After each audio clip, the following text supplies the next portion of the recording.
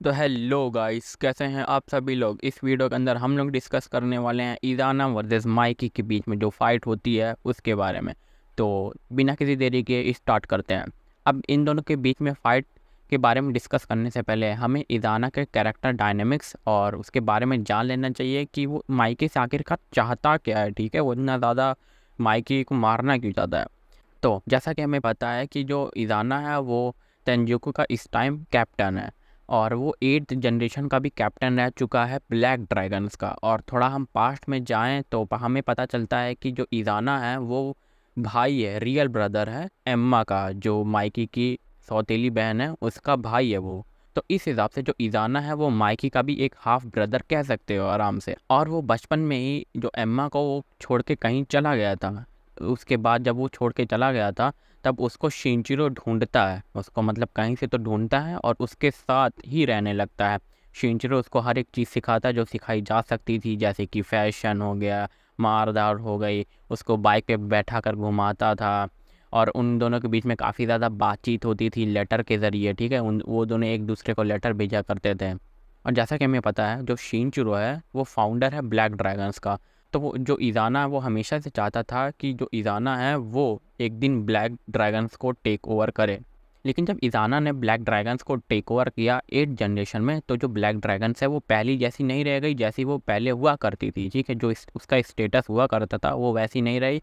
अब वो एक क्रिमिनल ऑर्गेनाइजेशन बन गई थी, एक तरीके से कह सकते हो। और इस बात से जो शिनचिरो है वो बिल्कुल भी खुश नहीं था। ठीक है, वो एकदम मतलब ये नहीं चाह रहा होता है कि ब्लैक ड्रैगन्स ऐसे ही निकले। तो जो शिनचिरो है वो माइकी से कहता है कि मैं चाहता हूँ कि तुम ब्लैक ड्रैगन्स को टेक ओवर करो। अब ये बात जो ईजाना को बिल्कुल भी पसंद नहीं आई, वो एकदम माइकी से जेलस करने लग गया था, मतलब एकदम उसे जलने लग गया था कि शिनचिरो इसको क्यों बनाना चाहता है जब मैं हूँ यहाँ पर। और थोड़ा सा हम लोग जब टाइम में आगे जाते हैं, जब शिनचिरो की डेथ हो गई थी तो जो ईजाना है वो कुछ ज़्यादा ही डिप्रेस रहने लग गया था। ठीक है, वो अकेले रहने लग गया था, वो ये सब मार धाड़ से एकदम अलग अलग रहने लग गया था। लेकिन तभी था कि किसाकी ने उसको ढूंढा और उसी के टाइम से उन्होंने बनाया तेंजुकु। अब तेंजुकु बनाने का ईजाना का मेन मोटिव है कि वो कोको की फाइनेंशियल नॉलेज, किसाकी का ब्रेन और माइकी का करिश्मा यूज़ करके वो वर्ल्ड की ग्रेटेस्ट क्रिमिनल ऑर्गेनाइजेशन बनाना चाहता है। उसका ये सपना है तेंजुकु को लेकर। तो अब हम लोग जब प्रेजेंट में आते हैं तो जैसा कि हमने देखा था सीज़न 2 के एंड में, जो तेंजुकु वाले गैंग मेंबर्स हैं वो सब अटैक करने लगते हैं तोमान वाले गैंग मेंबर्स के ऊपर। ठीक है, वो उन लोगों को मारने लगते हैं, पीटने लगते हैं, जहाँ जहाँ ढूंढ ढूंढ के वो लोग मार सकते हैं वो लोग मारते हैं। तो ऐसे में वहाँ पर एक इमरजेंसी मीटिंग बुलाई जाती है तोमान की, और वहाँ पर डिस्कशन चलता है कि भाई ये तेंजुकु वाले कर क्या रहे हैं और ये क्यों कर रहे हैं। और वहाँ पर वो लोग अनुमान लगाते हैं कि जो तेंजुकु वाले हैं वो 22 फरवरी को, मतलब कल, वो लोग अटैक कर सकते हैं तोमान के ऊपर, क्योंकि उस दिन ब्लैक ड्रैगन्स का वो 11th बर्थडे, मतलब 11 साल उस दिन ब्लैक ड्रैगन्स को हो गए थे। तो उन लोगों के लिए उस दिन का दिन मतलब काफ़ी ज़्यादा बड़ा दिन था। और इजाना जो है वो माइकी को हराने के लिए एक ऐसी हद पार कर देता भाई, एक ऐसी हद पार कर देता है कि मेरा पढ़कर उसी टाइम मेरा मूड ख़राब हो गया था। आगे बताता हूँ होता क्या है। तो 22 फरवरी के मॉर्निंग को ताकेमिची, माइकी, एम्मा और इनोपुई वो लोग जाते हैं ग्रेवयार्ड विजिट करने शिनचिरो की, और तभी वहाँ पर इजाना भी आया हुआ रहता है। ठीक है, अब इजाना को देखकर जो माइकी है वो एम्मा और ताकेमिची को बाहर भेज देता है। वो ताकेमिची से कहता है कि तुम एम्मा को प्रोटेक्ट करना। तो एम्मा और ताकेमिची बाहर जाते हैं ग्रेवयार्ड के, और जब वो लोग आगे जा ही रहे होते हैं तभी पीछे से किसाकी आता है हाथ में बैट लिए हुए, और वो डायरेक्टली अटैक कर देता है एम्मा के ऊपर। अब इसके चलते जो एम्मा है वो काफ़ी ज़्यादा सीवियरली डैमेज हो जाती है, मतलब इंजर्ड हो जाती है, क्या बोलूँ मैं। ठीक है, अब जब ये ताकेमिची देखता है उसको भी हैरानी होती है कि भाई ये एम्मा को क्यों मार रहा है। ठीक है, एम्मा को क्यों मारा उसने। और इस बात की जो परमिशन है वो खुद इजाना ही ने दी होती है कि भाई किसाकी तुम जाओ, तुमको जो करना वो कर लो। वो पूरा खुली छूट दिया किसाकी को कि तुमको जो करना है करो, बस मैच जीतना चाहिए भाई, देख लो। तब जब किसाकी एम्मा की तरफ देख ही रहा होता है तब तक वहाँ पर माइकी खुद आ जाता है। माइकी एम्मा को जल्दी से उठाता है, वो हॉस्पिटल की तरफ लेकर जाने लग जाता है। लेकिन जो एम्मा है वो माइकी के कंधे पर ही अपना दम तोड़ देती है। अब इसके चलते जो माइकी है वो पूरा अंदर से टूट चुका होता है, उसका मेंटल ब्रेकडाउन हो जाता है, और वो वहीं पर मतलब कुछ भी बड़बड़ा रहा होता है। ठीक है, और जब ये बात ड्रेकन को पता चलती है तो ड्रेकन भी ये चीज़ बिल्कुल भी सहन नहीं कर पाता है। ड्रेकन माइकी को बाहर बुलाता है और उसको लग जाता है पीटने। उसको पीटने लग जाता है, कहता है कि तुमने तो तूफान बनाया था सबको प्रोटेक्ट करने के लिए, लेकिन तुम्हारी वजह से कितने लोग की जानें जा रही है, तुमको समझ नहीं आ रहा है।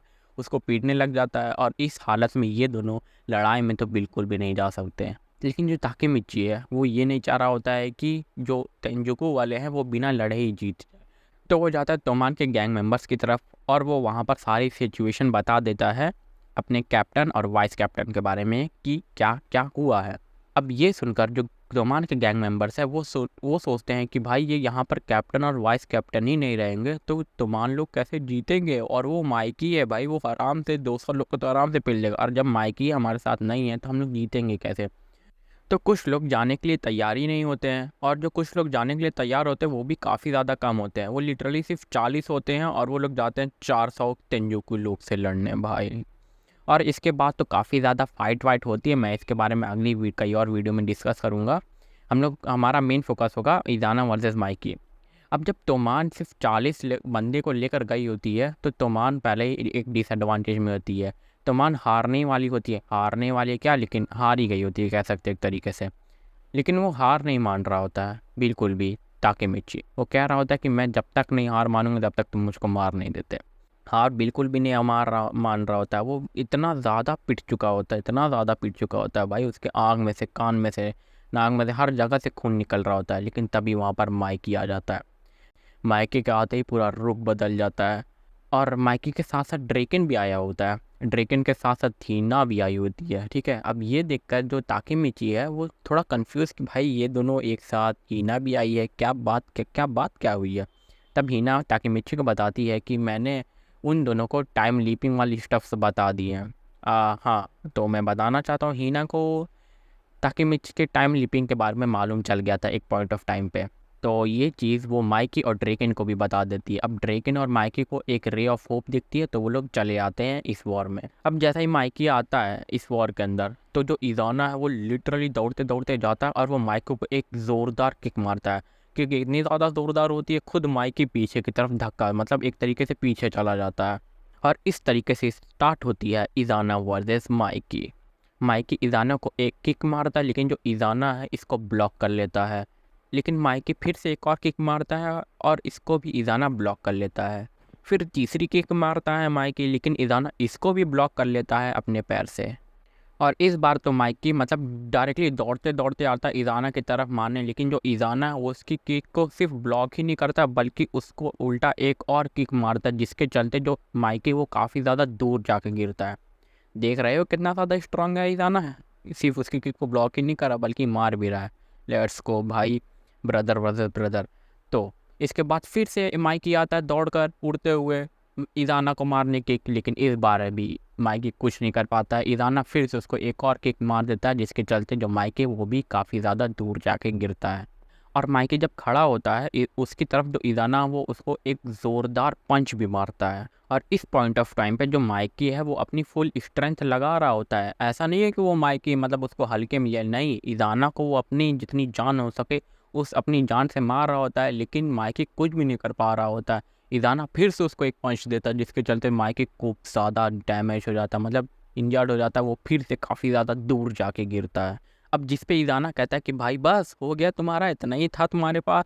जिस पे जो माइकी है फिर से दौड़ता हुआ आता है और माइकी एक और किक रखता है इज़ाना के ऊपर और इज़ाना इसको ब्लॉक कर लेता है।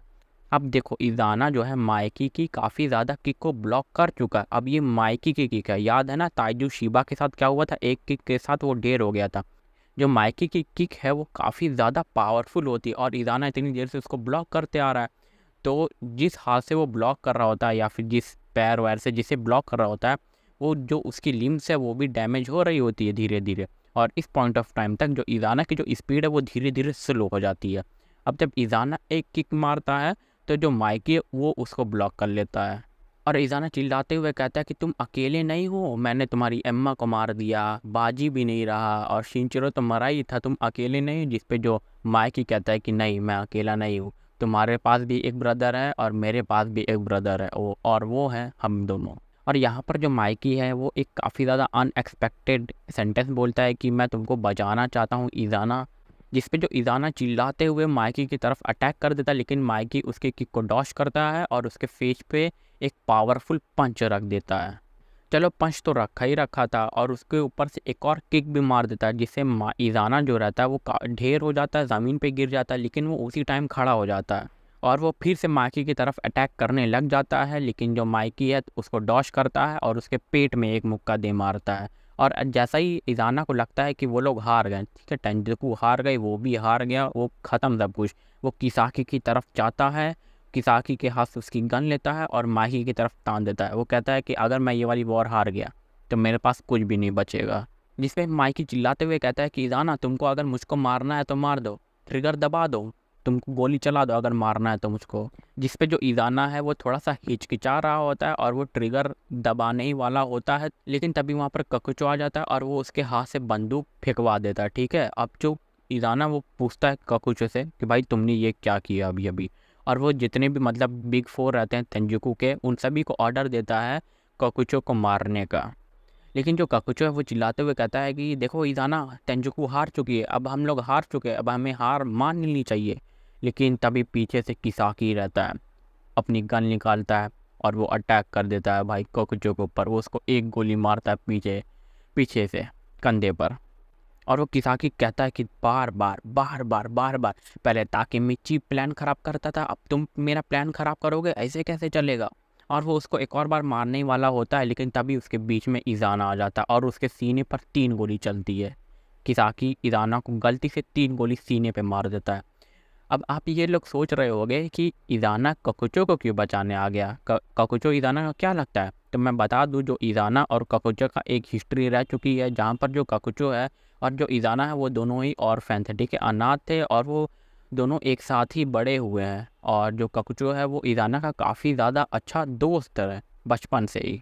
और जो इज़ाना है वो मरते टाइम एक काफ़ी ज़्यादा एक क्रेज़ी रिवील करता है। वो बताता है कि जब वो मतलब थोड़ा सा बड़ा हो गया था तब वो अपनी माँ से मिला था, ठीक है, जो उसको बचपन में ही छोड़ के चली गई थी। और वो अपनी माँ से पूछता है कि तुमने मुझे क्यों छोड़ दिया, जिस पर उसकी माँ आंसर देती है कि तुम मेरे बेटे नहीं हो, तुम तो बस मेरे एक्स हस्बैंड की एक फिलिपिनो वुमेन थी, उसके बच्चे हो, जो कि मेरा एक्स हस्बैंड मेरे पास छोड़ के चला गया था। तो अब यहाँ पर पता चलता है कि जो इज़ाना है वो किसी का भी ब्लड रिलेटेड नहीं है, ना ही शिनचिरो का, ना ही माइकी का, ना ही एम्मा का, वो अलग ही कोई बच्चा है।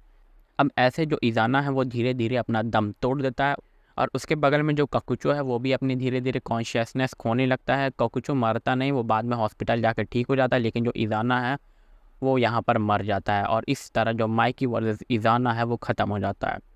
अगर आपको ये वाली वीडियो पसंद आई तो वीडियो को लाइक करना, शेयर करना, सब्सक्राइब करना। मैं मिलता हूँ आपसे नेक्स्ट वीडियो में। अगली वीडियो होने वाली है कलिंग गेम के ऊपर, हकारी वर्सेस काशिमो, ठीक है, तो सब्सक्राइब कर लेना अगर आपको ये वाली वीडियो देखनी है। तो मैं मिलता हूँ आपसे नेक्स्ट वीडियो में। Till then take care, bye bye, sayonara, good bye, enjoy your life, bye.